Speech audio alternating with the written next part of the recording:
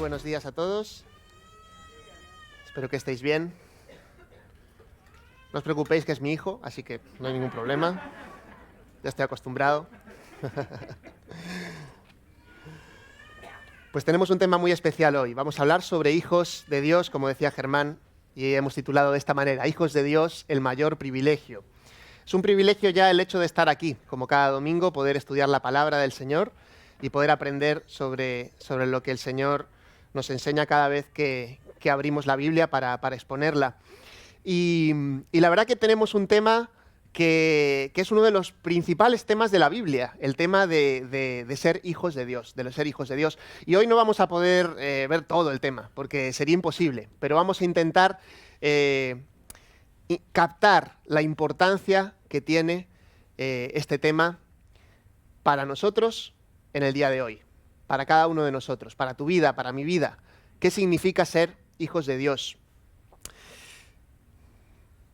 ¿Tienes conciencia de tu verdadera identidad, de tu verdadero destino? ¿Eres consciente de cuál es tu identidad, tu verdadero destino? Tú eres hijo de Dios. Dios es tu Padre. El cielo es tu hogar. Cada día que pasa, estás un día más cerca de estar allí. El Salvador Jesús es tu hermano. Y todo cristiano es tu hermano también. Menuda frase. Esta frase no es mía, ¿eh? Esta es de Packer, del escritor al que estamos siguiendo durante estos días para estudiar el tema. Y él dice: esta es una de las ideas que deberíamos repetirnos cada día, como lo primero que te digas a ti mismo al levantarte y lo último que te digas al acostarte. Y cada vez que te encuentres con la mente desocupada. Hoy en día no tenemos mucho espacio para la mente desocupada, es verdad. Pero ¿tienes conciencia de tu verdadera identidad, de tu verdadero destino? Eres hijo de Dios. Dios es tu Padre, el cielo es tu hogar. Cada día que pasa estás un día más cerca de estar allí. El Salvador Jesús es tu hermano. Todo cristiano es tu hermano también. La identidad de ser hijos de Dios. Y la identidad es uno de los temas más importantes para el ser humano, para cualquiera de nosotros. Seas cristiano o no lo seas, no importa. Inicialmente la identidad es un tema que te interesa. Es un tema además que está de constante actualidad y que está ahora mismo efervescente en toda nuestra sociedad. El tema de la identidad. ¿Quiénes somos? Y por eso, porque es tan importante y porque no es un tema solo intelectual, sino que tiene que ver muchísimo con nuestras emociones, es un tema que genera conflictos constantemente. Pensad en los grandes conflictos que hay a nuestro alrededor en el mundo. Muchos de ellos son conflictos que tienen que ver con identidad. Por ejemplo, temas de nacionalismo, temas de fronteras. Si nos vamos a un punto mucho más local, mucho más regional, podemos hablar de identidades lingüísticas que a veces pueden entrar en conflicto. Si nos vamos a un punto un poco más cercano, podemos irnos a identidades que chocan en cuanto a las razas. Y la sociedad, la verdad que en lugar de ayudar o ir construyendo para resolver estos problemas de identidad, que son problemas que evidentemente nos vamos encontrando en muchísimos ámbitos, pues parece que tropieza constantemente con estos conflictos. Vivimos en una época en la que la gente está constantemente buscando la manera de definirse. Incluso en el que la definición de uno puede cambiar y puede variar en aspectos que antes parecían sólidos y que de repente parece que se han vuelto mucho más líquidos. Algunos sociólogos hablan de que estamos en una sociedad líquida, por eso, porque las cosas que antes eran firmes en la identidad de las personas parece que empiezan a deshacerse. Cosas como la familia, cosas como la nación, o cosas como incluso la sexualidad, que hay personas que ahora también pues tienen muchas dudas al respecto de ello. Y sin embargo sigue siendo por ello un tema en el, como decíamos antes, no solo nos implicamos intelectualmente, no es una cuestión solo de lo que sabemos o lo que conocemos, sino tiene muchísimo que ver con lo que sentimos. Fijaos cuánta carga emocional hay en frases como esta que se pueden encontrar muchísimas veces a nuestro alrededor. Puedes meterte con quien quieras, pero con mi madre ni se te ocurra. ¿Habéis escuchado esto alguna vez? Normalmente justo antes de un puñetazo, en una pelea de recreo. ¿Por qué? Porque está atacando a nuestra identidad familiar. Es algo que ataca a la identidad familiar y es algo que tenemos muy arraigado. La identidad familiar que se mezcla muchas veces con otras cosas. Recuerdo cuando mi abuelo me llevaba a ver al Madrid. Y luego también me acuerdo cuando me llevaba a mi padre. Ahora soy yo el que llevo a mi hijo. ¡Qué orgullo! Al Madrid, al Celta, al Barça, al equipo, ¿no? Como algo identitario, algo que parece que ya forma parte de tu esencia. Algo que puede ser algo tan vano o tan ligero como el fútbol, pero que sin embargo de repente cobra una importancia importante para ti. Es identidad también. Al escuchar esta canción siento morriña de mi tierra. ¿Os ha pasado esto alguna vez? Escucháis una canción, una música y de repente te transporta a tu tierra o a tu lugar o a lo que tú consideras tu hogar. Una identidad ahí también hay. Yo soy así. Yo así he nacido y nadie me va a cambiar. Identidad personal.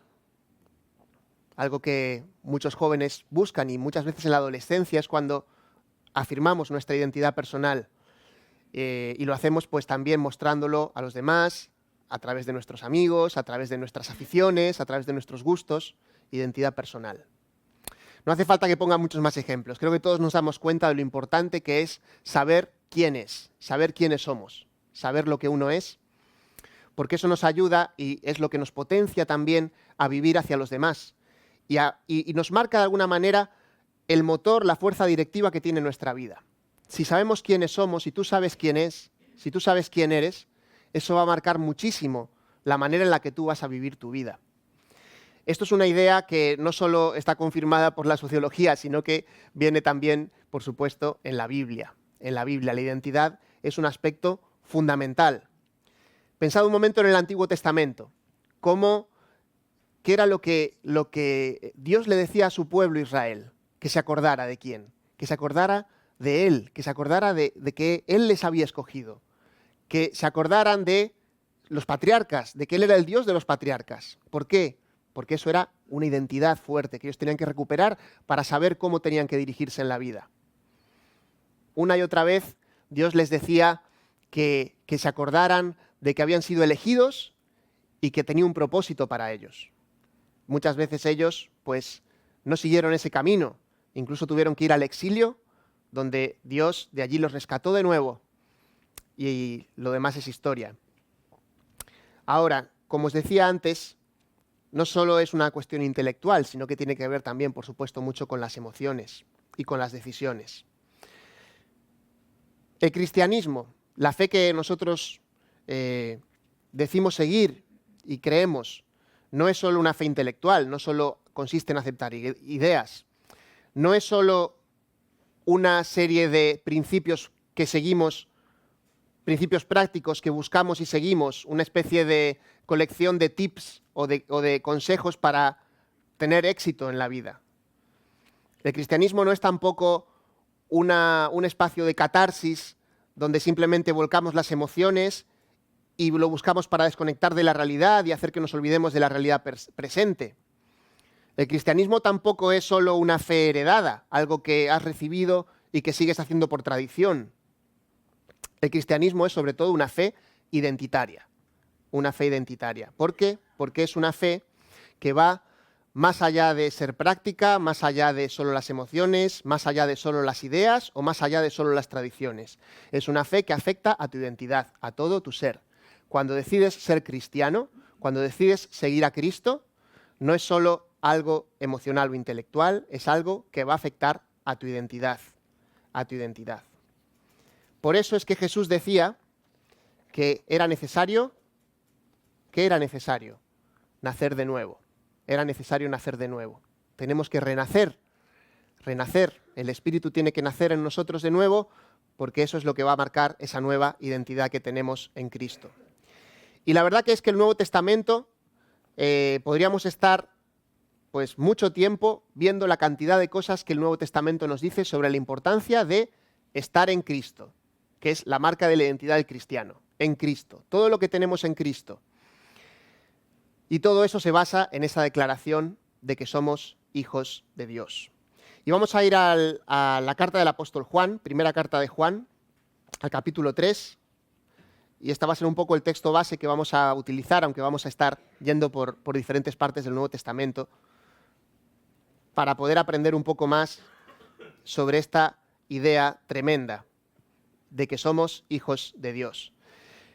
En 1 de Juan 3 dice el apóstol Juan: mirad cuán gran amor nos ha otorgado el Padre para que seamos llamados hijos de Dios. Y eso somos. Por esto el mundo no nos conoce, porque no lo conoció a Él. Amados, ahora somos hijos de Dios, y aún no se ha manifestado lo que habremos de ser.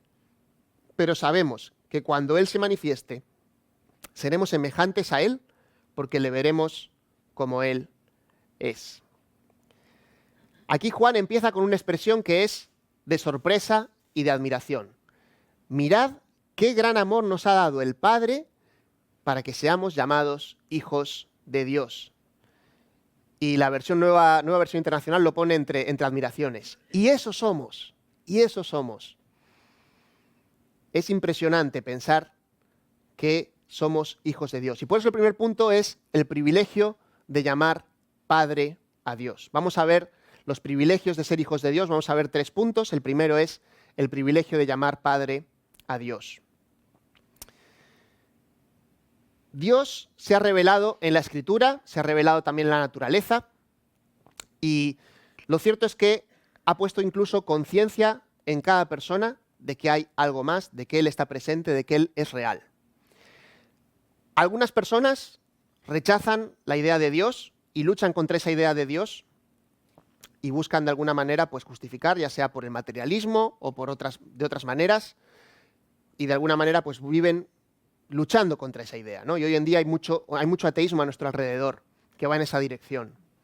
Otros, digamos que se colocan en una especie de agnosticismo, y es pensar que, bueno, quizá Dios existe, hay algo, hay un creador, y pueden llegar a reconocer que hay una fuerza, o incluso le pueden llamar Dios, que es quien ha hecho las cosas, y que se ha revelado de forma natural en la naturaleza, y bueno, pues eso te hace pensar, sí, algo debe haber, ¿no? Pero cuando conocemos a Dios en la Biblia, vamos a encontrar no solo este Dios creador, este Dios que ha hecho criaturas y del que todos somos criaturas, sino que vamos a encontrar la gran sorpresa del Nuevo Testamento, y es que nos ha hecho hijos de Dios. Ahora, ¿todos los humanos somos hijos de Dios? La verdad es que no todos somos hijos de Dios. Todos somos criaturas de Dios, porque todos sí hemos sido creados, y todos somos criaturas de Dios. Pero hijos de Dios, como decíamos antes, son solo aquellos que nacen de nuevo, aquellos que han conocido a Cristo y que han decidido seguirle y han puesto su confianza en Él. A partir de ese momento, en el momento en el que hemos decidido seguir a Cristo, el Espíritu Santo viene a nuestra vida y nos renueva y hace de nosotros una nueva persona y nos da esta nueva identidad que es la de ser hijos de Dios. Ahora, ¿por qué Dios escogió revelarse de esta manera? ¿Por qué Dios se reveló como Padre? Jesús trajo esta idea, no era una idea nueva, es decir, en el Antiguo Testamento ya Dios se había revelado como Padre, pero con Jesús como que se amplifica y se presenta de una manera totalmente nueva y totalmente llamativa. ¿Por qué? La verdad es que habría varias razones. Una es que, por naturaleza, todos podemos entender lo que es un padre, porque todos hemos tenido un padre o una madre. Todos entendemos esta idea, en todas las culturas. No hay ninguna cultura en la que los hijos se desvinculen absolutamente de los padres. Ni siquiera en las culturas colectivistas, que hay algunas, no muchas, pero hay algunas culturas colectivistas, siempre permanece el hecho de que tal persona ha sido hijo o hija de otras personas. Y lo natural es que esa relación se mantenga. Lo natural es que haya una relación de padres a hijos, de protección, de educación, de cariño, de guía, de ejemplo.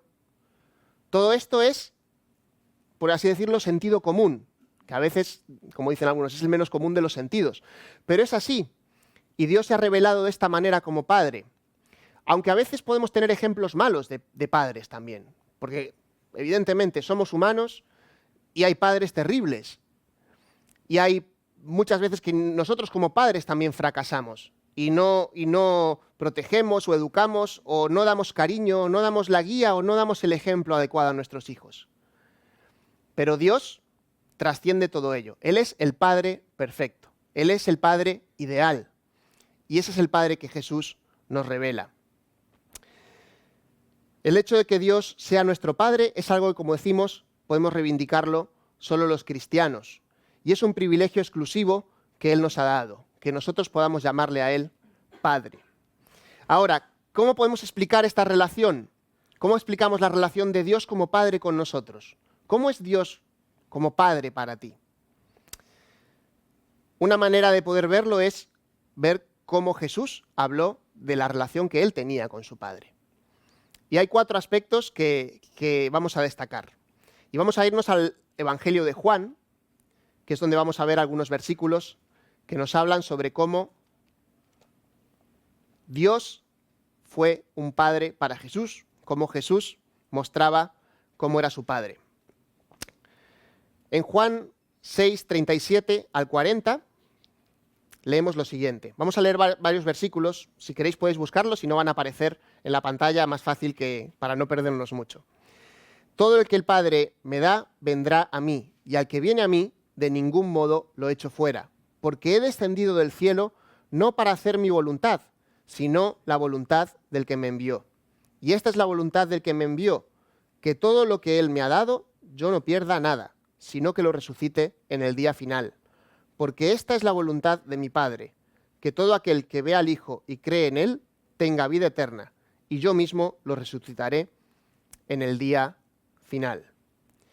Aquí en este texto podemos ver varias cosas, pero una muy clara es el principio de autoridad. Jesús reconocía estar en la tierra con el cometido de hacer la voluntad del Padre. El versículo 39 lo dice claramente. Esta es la voluntad del que me envió. Jesús reconocía la autoridad del Padre. El segundo punto que vamos a ver es el afecto o el amor. Fijaos lo que dice en Juan 5:20. Pues el Padre ama al Hijo y le muestra todo lo que Él mismo hace, y obras mayores que éstas le mostrará para que os admiréis. Jesús era consciente del afecto, del amor que Dios tenía para con Él. Jesús reconocía a Dios como un Padre amoroso. En Juan 16:32 vamos a ver una característica más. Juan 16:32 nos dice: mirad, la hora viene y ya ha llegado en que seréis esparcidos, cada uno por su lado, y me dejaréis solo. Y sin embargo, no estoy solo, porque el Padre está conmigo. Esto es comunión. La presencia del Padre siendo un consuelo y apoyo constante para Jesús. Un Padre que nunca le deja solo. El cuarto punto que vamos a ver está en Juan 5:22. Juan 5:22 dice así: vosotros adoráis lo que no conocéis. Eso es el 4, perdón. 5:22.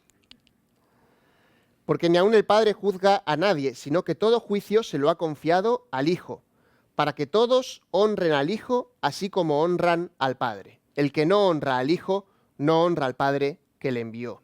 Y aquí estamos hablando de honra o de honor. Autoridad, afecto, comunión, honor, honra, respeto. Esto nos habla de alguna manera de la pertenencia, de la importancia que es saber quién es tu padre, ¿no? Hoy en día se le da bastante valor a esto, ¿verdad? Al apellido o la familia que tienes. Depende del contexto muchas veces, ¿no? Pero sí que tenemos esa sensación, ¿no? de pertenencia que se marca a través del nombre. Y Dios aquí dice que tiene honra, quiere honra para sí, pero también la comparte, en este caso, con el Hijo. Y el Hijo honra al Padre, así como el Padre honra al Hijo. Autoridad, afecto, comunión y honor que Jesús tenía para con su Padre. Ahora, estos 4 aspectos tienen su reflejo en la relación que nosotros tenemos también con Dios, con nuestro Padre. Y ahora sí nos vamos a ir de nuevo a Primera de Juan, porque digamos que van en paralelo los dos textos. Juan explicando la relación de Jesús con su Padre, y el apóstol Juan luego en las cartas explicando la relación que nosotros como pueblo de Dios tenemos con nuestro Padre también. Primera de Juan 5, 1, 2 dice: todo aquel que cree que Jesús es el Cristo, él es nacido de Dios, y todo aquel que ama al Padre, ama al que ha nacido de él. En esto sabemos que amamos a los hijos de Dios, cuando amamos a Dios y guardamos sus mandamientos. Guardamos sus mandamientos. Autoridad. Reconocemos la autoridad de Dios sobre nuestras vidas y nuestro amor por Dios se refleja en nuestro comportamiento. Es muy importante este principio y luego hablaremos un poquito más de ello. Pero, ¿por qué los cristianos le hacemos caso a los 10 mandamientos, o leemos la Biblia, o queremos seguir a Jesús? ¿Qué es lo que te mueve a obedecer a Dios? ¿Cuál es el motor de tu obediencia a Dios? ¿Es que Dios te va a castigar por si te portas mal? ¿Es temor? Algunos pueden decir que sí, que hay un temor reverente, y en parte puede ser bueno. Sin embargo, lo que la Biblia nos indica, y aquí sobre todo el apóstol Juan, es que tenemos que obedecer por amor. Obedecer por amor. Como obedecemos también muchas veces a nuestros padres o a nuestros abuelos, también por amor. No es solo porque Él nos lo diga, sino por lo que Él es para nosotros, ¿verdad? Y esto cambia totalmente la perspectiva de la manera en la que vas a vivir la vida cristiana. No vas a vivir en base a una especie de legalismos o a una especie de imposición. Vas a vivir buscando honrar a Dios, seguir a Dios, servir a Dios, hacer bien las cosas, no porque Dios te lo mande, sino porque amas a Dios. Y es muy distinto. Es muy distinto vivir de una manera o de la otra. Ahora, no solo autoridad, sino también afecto. Primera de Juan 4, 9 y 10. En esto se manifestó el amor de Dios en nosotros, en que Dios ha enviado a su Hijo unigénito al mundo para que vivamos por medio de Él. En esto consiste el amor, no en que nosotros hayamos amado a Dios, sino en que Él nos amó a nosotros y envió a su Hijo como propiciación por nuestros pecados.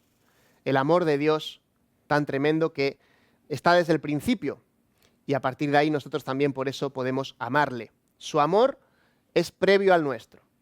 No es que nosotros amamos primero a Dios y entonces Dios nos respondió con amor. No, no. Dios te ha amado. Dios te ama. Y cuando hemos abrazado ese amor es que podemos vivir bajo esa paternidad de Él. Comunión también. Primera de Juan 3, 24. El que guarda sus mandamientos permanece en Él y Dios en Él. Y en esto sabemos que Él permanece en nosotros, por el Espíritu que nos ha dado. Tenemos comunión con el Padre y Él permanece en nosotros, nos dice aquí Juan. Y honor también. Primera de Juan 2, 15 dice: no améis al mundo ni las cosas que están en el mundo. Si alguno ama al mundo, el amor del Padre no está en él. El amor a Dios nos va a guardar del pecado porque va, como decíamos antes, va a afirmar nuestra identidad, va a afirmar quiénes somos. Esta semana estaba en Twitter y vi una frase y luego me acordé, a través de esa frase, me acordé de la película del Rey León. Me imagino que la mayoría la habréis visto, ¿vale? Pues en el Rey León, sabéis que Simba, yo siempre destripo alguna película, pero bueno, supongo que esta no será un destripe. Simba se queda de alguna manera como huérfano en un momento y se marcha, y en el momento que se marcha parece que se quiere morir y no quiere saber nada, y para olvidar su pasado de alguna manera y vivir la vida, pues toma este lema de Timón y Pumba que es Hakuna Matata, vive y deja vivir, Hakuna Matata, vive y sé feliz. ¿Mm? Y es un lema que en el momento pues es fantástico para él, porque le da una especie de nueva identidad, le da la oportunidad de empezar de nuevo, le da la oportunidad de disfrutar de la vida. Ahora, de repente, la realidad le golpea poco después y se vuelve a encontrar con que su familia, la familia que él ha dejado, está sufriendo, están destrozados, le necesitan y quieren que él vuelva. Ahora, ¿qué es lo que le ayuda a volver a él? Él no vuelve hasta que no vuelve a hablar con su padre y su padre le dice, recuerda quién eres, recuerda quién eres, recuerda quién eres. Cuando él recuerda quién es, que es el Rey León, entonces, cuando sabe quién es que puede volver y cumplir con su destino y finalmente pues llegar a ser el rey que todos creían que podía ser. Vive y sé feliz o recuerda quién eres. Él tuvo que elegir y finalmente eligió bien, porque recordó quién era. No es muy diferente a lo que va a ocurrir en nuestra vida cristiana. Va a haber momentos en los que tal vez haya tentaciones a nuestro alrededor, haya dificultades, haya pruebas que nos lleven a intentar aislarnos o nos lleven a intentar separarnos o incluso a olvidar que somos hijos de Dios. Y ahí será cuando, de alguna manera, vas a tener que recordar quién eres. Nunca olvides. Por eso Packer, y empezábamos con ese pensamiento, decía que teníamos que recordárnoslo cada día al levantarnos, cada día cuando te vayas a dormir. ¿Tienes conciencia de tu verdadera identidad, de tu verdadero destino? Eres hijo de Dios. Dios es tu Padre, el cielo es tu hogar. Cada día que pasa estás un día más cerca de estar allí.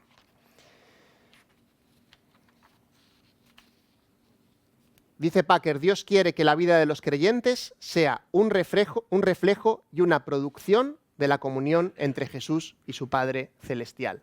Así como Jesús tenía esa comunión con Dios, esa es la comunión que Dios quiere que tengamos tú y yo con Él. Y no aspiremos a menos, porque esa es la esencia de nuestra fe. El segundo punto que vamos a ver tiene que ver con el privilegio de haber sido adoptados. Y al llegar a este punto podemos fijarnos de forma más específica en qué significa la adopción, que es un término que aparece en la Biblia y que tiene muchísima importancia. Podemos leerlo, por ejemplo, en Gálatas, capítulo 4. Ahora sí nos vamos a ir a leer un poquito más a Pablo, porque Pablo es el que habla más sobre la adopción y lo que esto significa. Gálatas 4:7 dice, por tanto, vamos a empezar en el versículo 6, porque sois hijos de Dios, Dios ha enviado el Espíritu de su Hijo a nuestros corazones, clamando, Abba, Padre. Por tanto, ya no eres siervo, sino hijo, y si hijo, también heredero por medio de Dios. El autor Packer comenta que la adopción es el privilegio más grande que ofrece el Evangelio. Y es más grande, dice él, que la justificación y que la aceptación. Él dice que hay tres privilegios, la justificación, la aceptación y la adopción. Pero la adopción es el más grande de todos. ¿Por qué dice esto Packer? Bueno, él explica que la justificación es la base de la salvación, el paso que Dios ha dado para declararnos justos por la fe en Cristo. Cuando tú crees en Cristo, hay un acta de pecados que estaba sobre ti, que de repente ya no está sobre ti, la está llevando Jesús y por lo tanto Jesús nos ve a nosotros como justos. Esto tiene una importancia tremenda, absoluta, y es una importancia eterna, porque hemos pasado de estar en el lugar de los condenados al lugar de los salvados. Pero la cosa no se queda ahí. Si solo hubiera justificación, pues la verdad que estaría genial, y está genial, porque Dios nos ha salvado, y somos agradecidos a Él por su salvación y por habernos declarado justos. Pero por la adopción, ya no solo vemos a Dios como un juez, es que le empezamos a ver como un padre. Y hay una diferencia muy grande en lo que tiene que ver con la manera en la que vamos a vivir, como decíamos antes. El privilegio de la adopción presupone el perdón y la aceptación y es mayor que ambos, porque como dice luego, a todos los que le recibieron en Juan 1:12, a todos los que le recibieron, los que creen en su nombre, les dio el derecho, la potestad o el privilegio de ser hechos hijos de Dios. El privilegio de ser hechos hijos de Dios. Están, por supuesto, totalmente relacionados, la justificación, la aceptación y la adopción. Y Pablo en Romanos lo desarrolla de manera magnífica. Si recordáis, el capítulo 5 habla de la justificación, pero luego llegamos al capítulo 8, donde se nos habla de manera más concreta sobre la adopción, sobre el hecho de que somos hijos de Dios.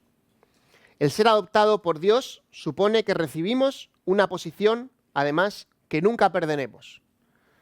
Quien ha sido adoptado por Dios ya no va a ser rechazado nunca más. El hijo nunca va a dejar de ser hijo, por mucho que se pueda apartar o por mucho que pueda tener problemas a lo largo de su vida. Dios ha puesto su sello en él y esto nos da garantía y seguridad de salvación. Pero además, el ser hijos de Dios debería ser la base de nuestra conducta. Packer le llama el factor regulador, lo que va a regular un poco tu comportamiento. Y esto lo vemos de manera muy clara también en el Sermón del Monte.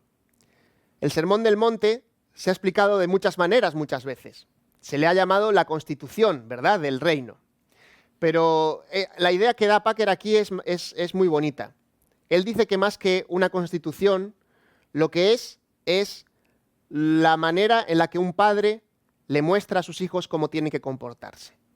Si leemos el Sermón del Monte desde esta perspectiva, como un padre que le dice a sus hijos cómo tienen que vivir la vida, pues vamos a entender muchísimo más esa manera en la que Jesús utiliza ejemplos, utiliza historias, utiliza figuras, y en el medio de todo ello está la figura del Padre totalmente presente. Fijaos cómo dice en el Sermón del Monte, nos dice: sed perfectos como vuestro Padre es perfecto. No deja de ser más que un principio de imitación, que es lo que los padres muchas veces intentamos hacer con los hijos. Haz como yo. O a veces le decimos, no hagas como yo. Pero Dios, que es perfecto, sí lo puede decir: haz como yo, vive como yo. Y eso es lo que Dios quiere de nosotros. La obediencia en este sentido no se está basando en la recompensa, sino en el amor, y es una liberación que nos va a ayudar, por una parte, a no caer en legalismos, y por otra parte, a no caer en el libertinaje de que todo da igual. Porque cuando pecamos, cuando hacemos las cosas mal, cuando deshonramos a nuestro Padre, ¿no te duele mucho más?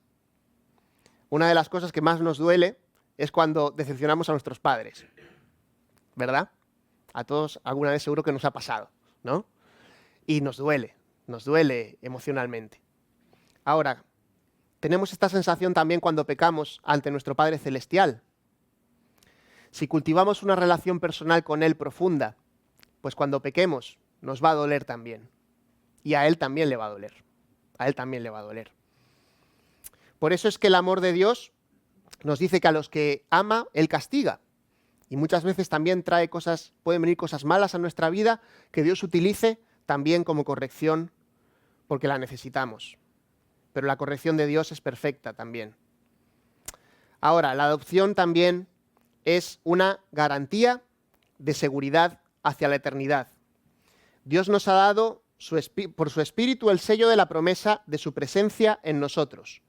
Los hijos de Dios, fíjate, los hijos de Dios ya estábamos en los planes eternos de Dios desde antes de la fundación del mundo. Qué fuerte, ¿no? Efesios 1:5. Nos predestinó para adopción como hijos para sí mediante Jesucristo, conforme al beneplácito de su voluntad.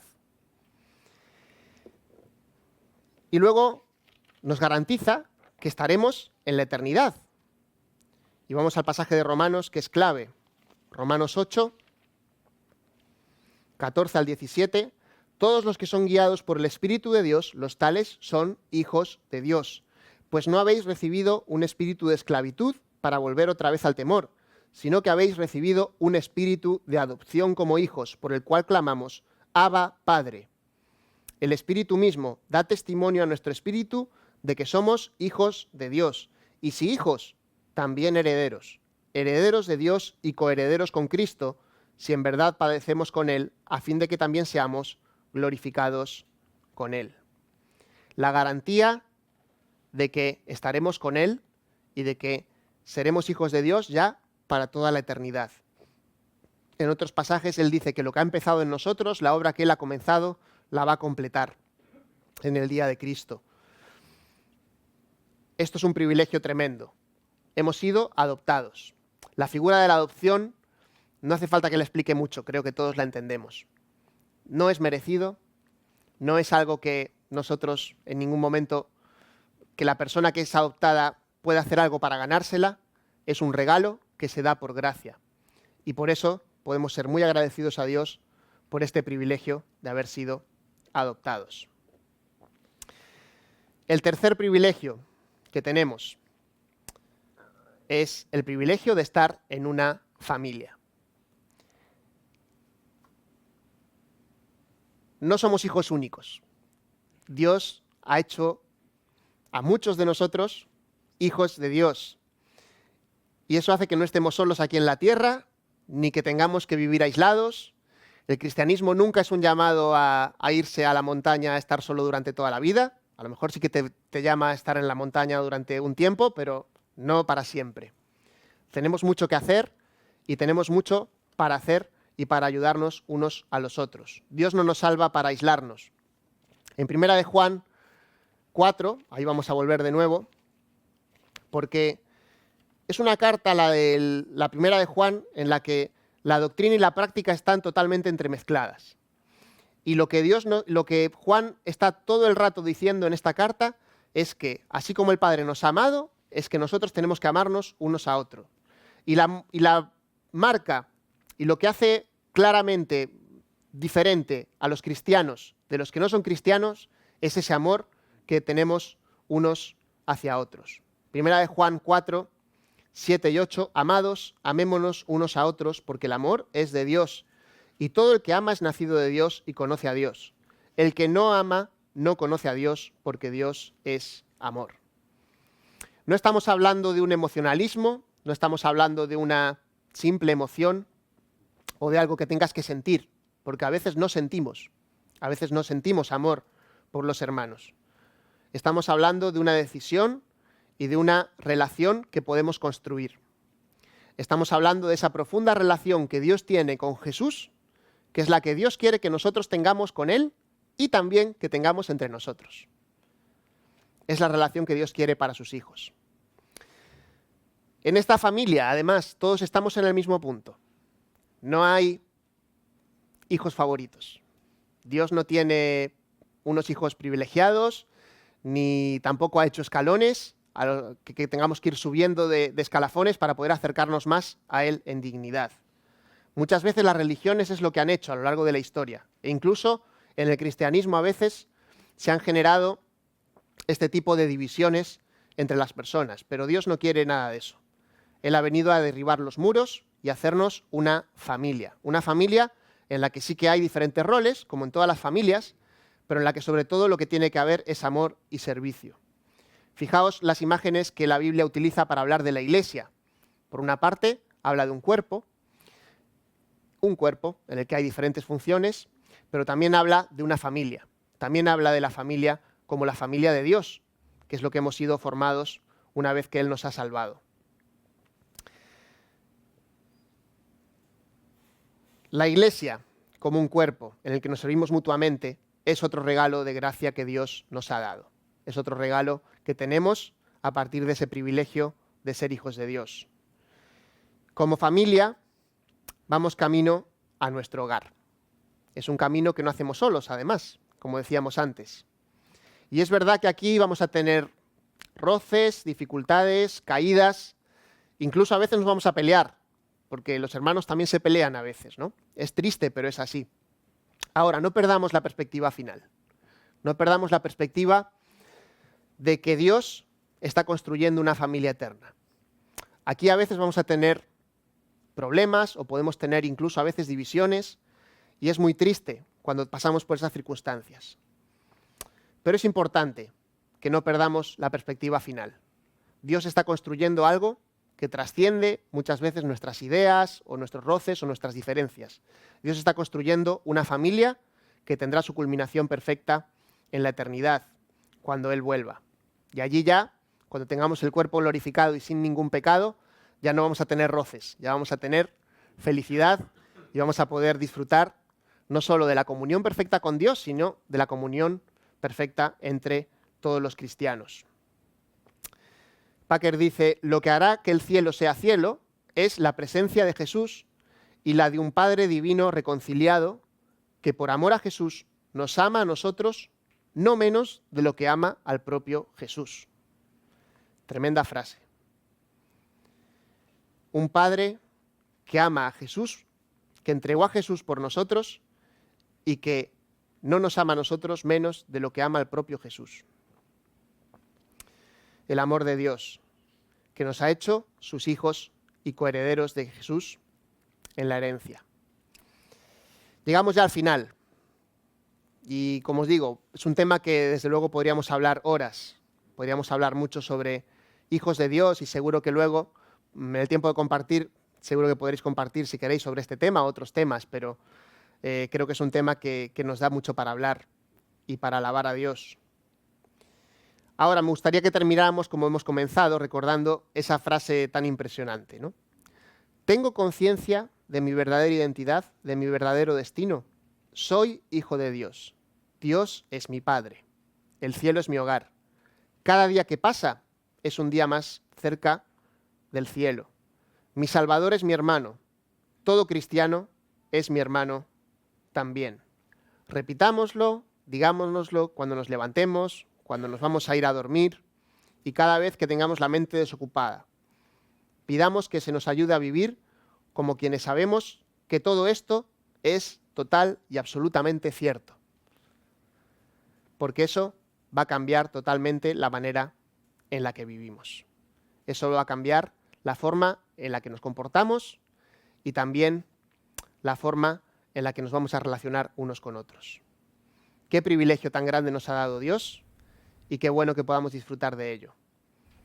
Y que podamos empaparnos de estas ideas de la Biblia, estas ideas que van más allá de lo intelectual, sino que nos impactan también en nuestras emociones. Un Dios que no está lejos, un Dios que no es alguien que se haya quedado como un juez simplemente o como un creador, un Dios que se ha revelado como Padre, a quien podemos llamar Papá, Abba, tú eres mi Padre. Qué bonito poder hacerlo así. Vamos a orar para terminar. Señor, te damos muchísimas gracias porque podemos llamarte Padre, porque así tú nos lo enseñaste y porque así tú te has revelado a nosotros. Y gracias, Señor, porque nos has adoptado, porque tenemos tantos privilegios, Señor, tantas bendiciones por ser tus hijos. Y también, Señor, gracias porque somos una familia. Gracias, Señor, por la familia de Dios. Gracias porque podemos servirnos, ayudarnos mutuamente. Y gracias, Señor, porque juntos podemos ver ese destino que tienes para nosotros, Señor.